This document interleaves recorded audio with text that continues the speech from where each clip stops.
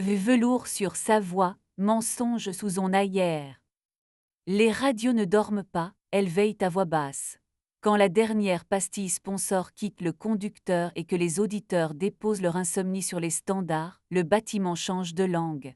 Le jour parle en conférence de programmation, en habillage, en jungle qu'on paie un rebrousse-poil. La nuit parle en roulement de compresseur, en véhumètre qui respire, en silence détecté que l'automation promène en laisse. Les studios sont des aquariums, on y regarde vivre des poissons qui savent parler. Le voyant rouge en ailleurs n'est. Je m'appelle Marc, chef d'antenne de nuit. À ma ceinture pend un trousseau qui cliquette comme des jungles mal coupées, une clé de secours qui sait ouvrir sans raconter, un chiffon pour les fadés qui collent aux bouches, et un stylet pour la console Axia dont les boutons ont plus de mémoire que certains humains.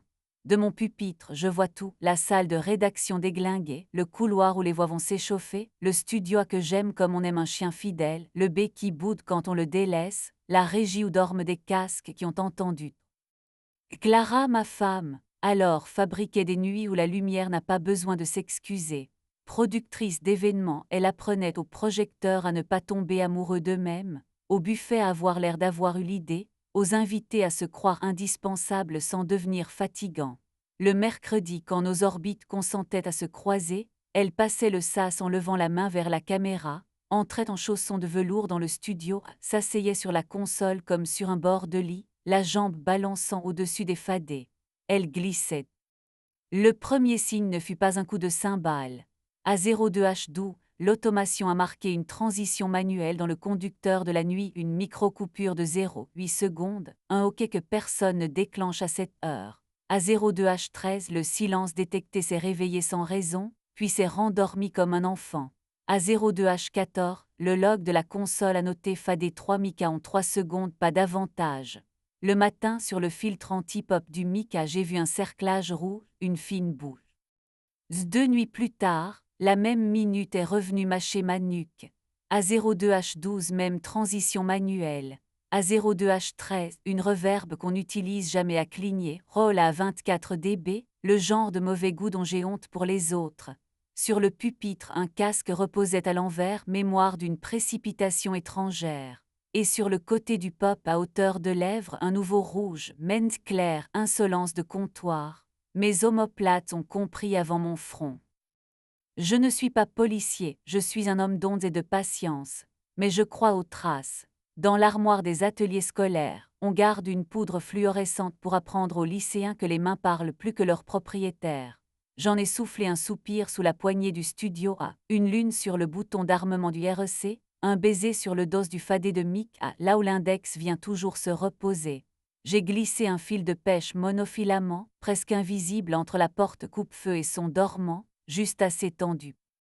Clara est arrivée plus tard, bouche ambre, robe qui décidait de ses plis comme une femme qui n'avait plus peur d'elle-même.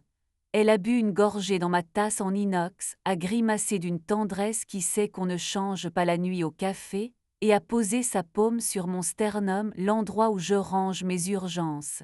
Tes studios ont des manières d'hôtel ce soir, a-t-elle glissé. Elle regardait le voyant en arrière comme un juge. Ils rêvent trop, ai-je dit. Je leur remets des procédures jusqu'à ce qu'ils se rendorment. Ma main a trouvé sa place au flanc de sa gorge, pas pour tenir, pour être tenue. Elle s'est adoucie, non comme on renonce, comme on choisit. On devrait l'avoir, elle a dit. La conversation, j'ai soufflé, homme qui baptise ses bêtes pour leur couper les dents. Ouverte, et elle a posé le mot entre nous comme on pose un verre, pas la foire, pas la cruauté, personne de ton équipe, personne qui me paie, on se dit avant, pas après, on se garde en premier, préservatif comme religion, notre lisse frontière, le studio a son regard à caresser la vitre sanctuaire. J'ai fait la blague mauvaise, me voilà sacristain d'un voyant rouge, et sa bouche m'a rendu muet de la meilleure façon. Nous avons signé au seul endroit qui ne prend pas de notes, la peau. Au matin, le fil de pêche gît sur la moquette, moustique repu. Sous la lampe UV, des croissants pâles sourient à la poignée, au bouton REC au fadé 3. et coincée dans la rainure d'un panneau acoustique, une épingle à cheveux en métal bon marché, brillante comme une promesse pressée.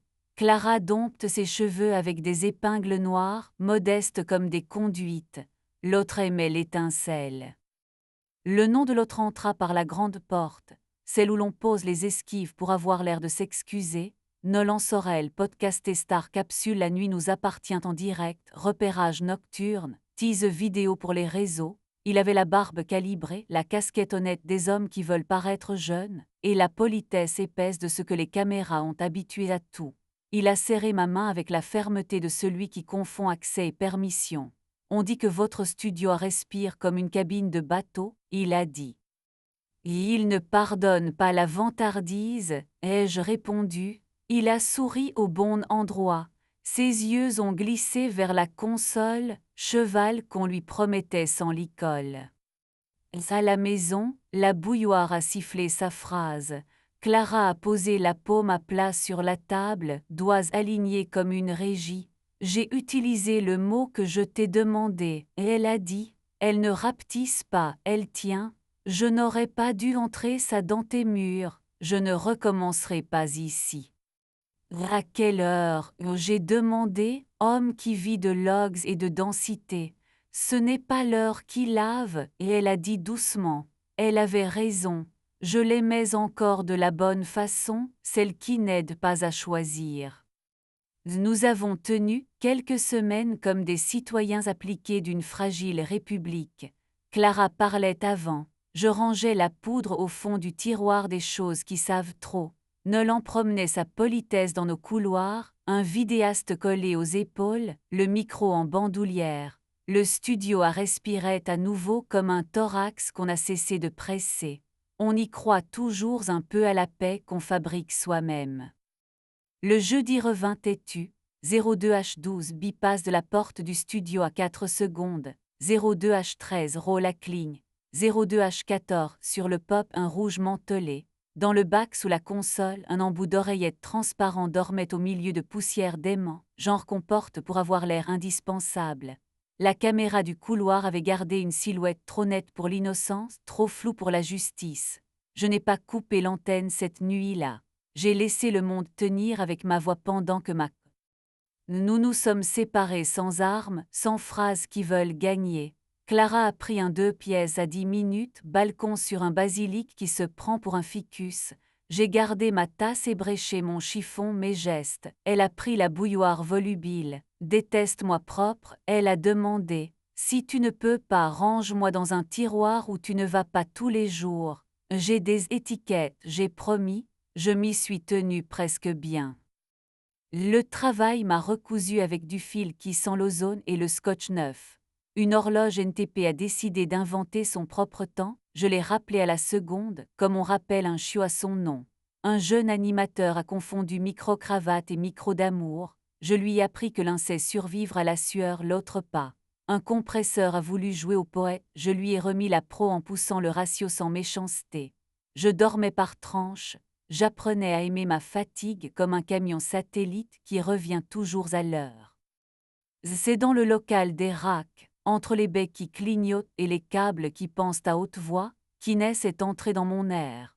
Technicienne transmission envoyée par la régie réseau pour notre pylône capricieux, elle est arrivée avec une mallette qui ne se vantait pas, un chignon tenu par un petit tournevis, et des mains qui connaissent la différence entre serré et écrasé. Elle sentait la peau après la pluie et l'alcool propre. Sur son majeur, une cicatrice claire, laissée par un connecteur N trop pressé. Nous nous sommes vraiment rencontrés à 03H quelque chose, sous le murmure des ventilateurs qui font semblant d'être la mer. Inès a posé l'oreille contre un rack, a tapoté du dos de la phalange, a souri à un switch comme on rassure un animal fidèle. Ça demande du respect, pas de la force, elle a dit au métal, pas à moi. Tout le monde demande ça, ai-je murmuré, et j'ai tenu la lampe sans qu'elle me le demande. Nos doigts se sont frôlés quand elle a repris la clé de 11, l'électricité a trouvé la bonne masse. Le premier baiser a eu lieu dans l'ascenseur de service, entre la régie et le quai de livraison, pendant un test que nous avons, disons, prolongé avec conscience. Elle a posé sa paume sur mon sternum, contact léger exact. J'ai placé ma bouche au creux sous son oreille, le pays d'où les phrases démissionnent, et j'ai respiré longtemps, doucement, jusqu'à sentir sa mécanique changer de métier. Elle a gardé les yeux ouverts, non par défi, par joie de constater que le monde tenait pendant que nous, non. Ma main a trouvé sa place au flanc. Avec Inès, la précision s'est mise à porter des gestes de tendresse. Elle aime quand mon pouce repose sur l'artère de son poignet, que je m'interdis la hâte, que je l'écoute.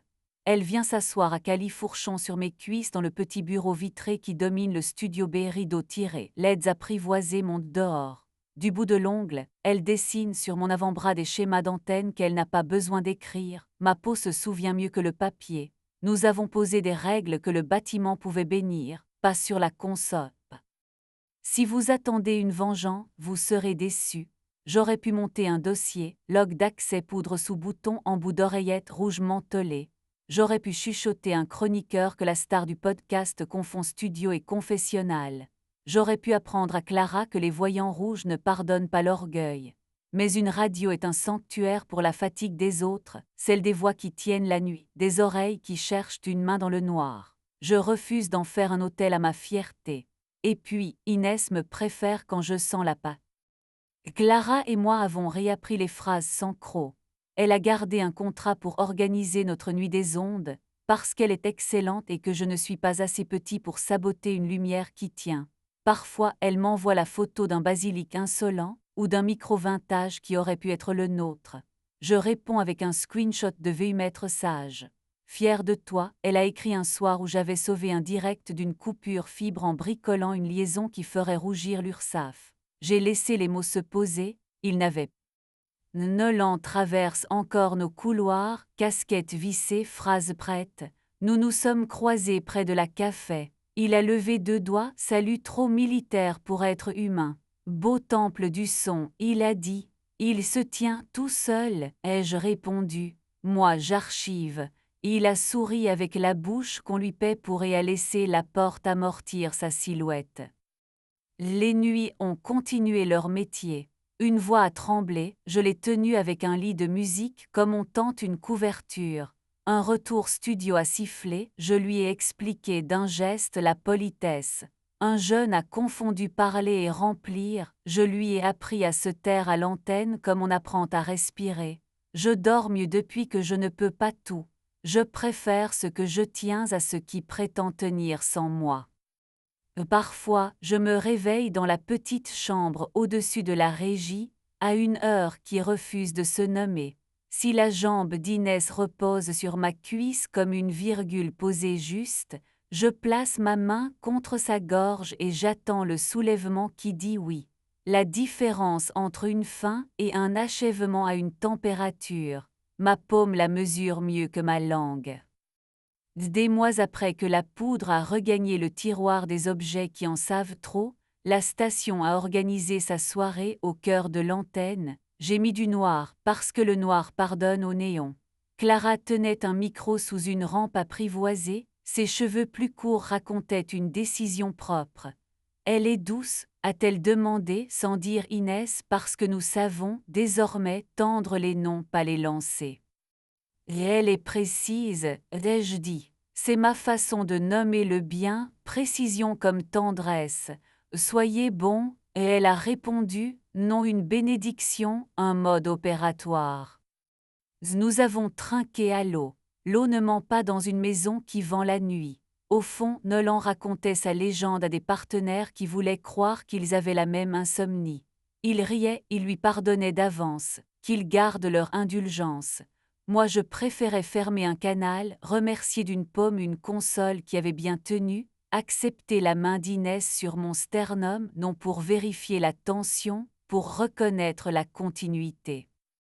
Les radios n'ont pas de morale, elles ont des niveaux, des tolérances, des gestes exacts. Au nouveau qui passe, je dis ce que je me répète quand le voyant exagère, aligne, écoute, parle, garde le sanctuaire sacré, ne laisse pas un pop fileté porter ta colère, garde des traces, pas des rancunes, et souviens-toi que ce qui sort d'ici a quitté des bouches qui n'attendront pas que tu pardonnes pour continuer.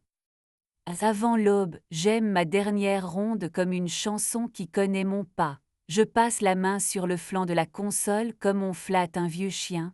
Tout en ordre, je souffle au talquis qui est un autre nom pour ma cage thoracique. Les voyants me rendent leur verre modeste. Je coupe dans l'ordre les prétentions du bruit. Je tourne la clé, mon métier plié dans un geste honnête et je monte sur le toit. Parfois Inès m'y attend, un crayon coincé dans ses cheveux, des mèches qui gardent l'odeur d'ozone et de savon. Elle pose sa paume sur ma poitrine comme on touche une machine qui a prouvé sa bonté. Je remets ma bouche à sa place là où les phrases apprennent à respirer et je garde la seule vérité que j'ai décidé de porter comme un badge secret. Les sanctuaires se fabriquent, l'amour est un carnet d'entretien, je n'utiliserai pas le studio pour exposer ma vengeance. Si à 02H12 la console tousse encore, je le verrai. Je déciderai.